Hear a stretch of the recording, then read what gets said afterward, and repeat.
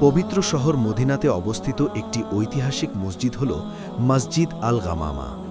এই মসজিদটি ইসলামের প্রাথমিক ইতিহাসের অনেক গুরুত্বপূর্ণ ঘটনার সাক্ষী। গামামা শব্দের অর্থ হল মেঘ।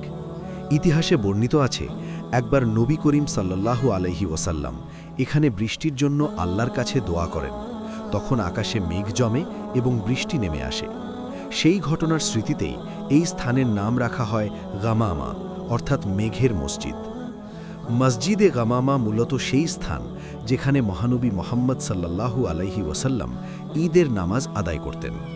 তখন এই জায়গাটি ছিল একটি খোলা ময়দান, যেটিকে ঈদগাহ হিসেবে ব্যবহার করা হতো। প্রতি বছর ঈদ উল ফিতর ও ঈদ উল আজহার নামাজ এখানে অনুষ্ঠিত হতো। আরও একটি গুরুত্বপূর্ণ ঘটনা এই স্থানের সঙ্গে জড়িত। আবিসিনিয়ার ন্যায়পরায়ণ বাদশাহ নাজাশী যখন ইন্তেকাল করেন, তখন তিনি মদিনায় উপস্থিত ছিলেন না, কিন্তু মহানবী এখানেই তার জন্য গায়েবানা জানাজার নামাজ আদায় করেন।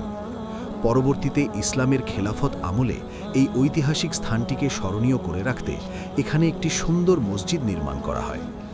আজও মসজিদটি তার প্রাচীন স্থাপত্য ও ঐতিহাসিক গুরুত্বের জন্য মুসলিমদের কাছে অত্যন্ত সম্মানিত। মসজিদে নববী থেকে খুব কাছেই অবস্থিত এই মসজিদে গামামা। তাই মদিনায় আগত অনেক মুসল্লি এই ঐতিহাসিক স্থানটি দেখতে এবং এর ইতিহাস স্মরণ করতে এখানে আসেন।